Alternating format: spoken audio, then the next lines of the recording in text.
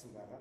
Тэгээд Хөгжмийн зохиолч халууны тоглолт Монголын урлагийн ертөнцид 23 жилийн хугацаанд хийсэн бүтээсэн бүтээлүүдээс бүрдэх анхны тоглолт гэдгээрээ онцлогтой юм а.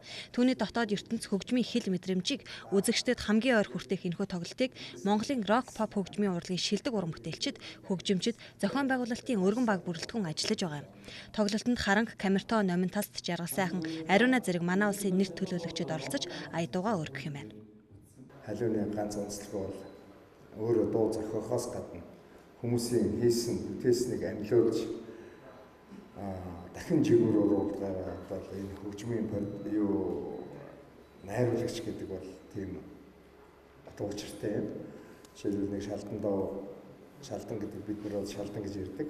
Зүгээр нэг үгтэй, зүгээр аяртай нэг дууг одоо тэр гоё дуу байлаач дахин дээшээ амлиулж чаддаг нь бол одоо энэ продюсеруудын тэр тусмаа манай халууны бол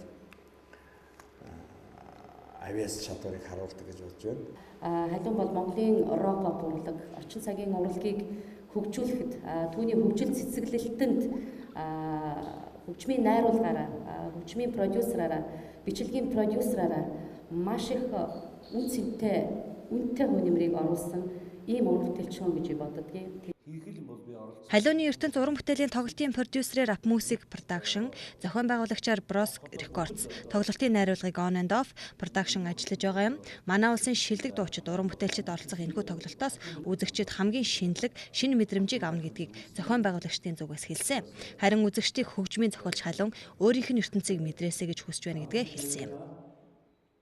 За тоглолт маань өөрөө их олон хүний хөдөлмөр бүрдэнэлтэй.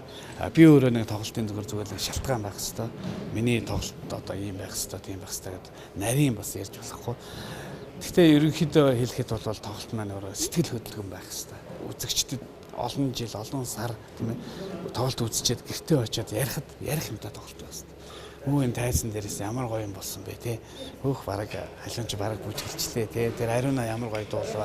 Юу гэдэг те хүнд ийм учир шалтгаан амьдралын гоё эерэг тийм учир шалтгаан болсон тоглолт болох хэвээр. Мэдээж хөгжим гэдэг маань түргэн тэргүй гинэж явагдана. Хөгжмийн дууралт гэдэг юм уу, техникийн байдал гэдэг юм уу те.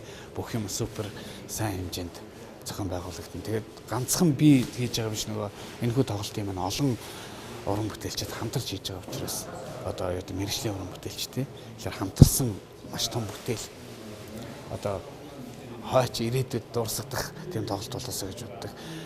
Нэг юм одоо санчлаа л да. Миний одоо Дашка Битэрийн White Album гэдэг CD гэдэг. Энэ бол rock pop-ын түүхэнд бас нэлээд тесрэлт хөгжил авчирсан одоо уран бүтээл гэж манайхан үздэг л дээ.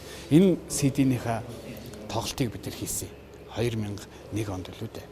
Сонор студийнхаа 5 жилийн аяд зориулж тэр тоглолтыг одоо хүртэл хүмүүс ярьдаг байхгүй. Тэр тоглолтын дээр л бид нар жинхэнэ утгаараа бүрсдэг. Үнэхээр бас ойрлж хашгирч те гадаадын тоглолт үзэж байгаа юм шиг бид нар тэгж хандсан. Яг л тийм тоглолт болоосоо л гэж хүсэж байна. Наранбаатарын халуун 1992 оноос хойш дуу хөгжмийн зохиол бичиж, хөгжмийн найруулагч болон продюсерээр дагнан ажиллаж байгаа юм.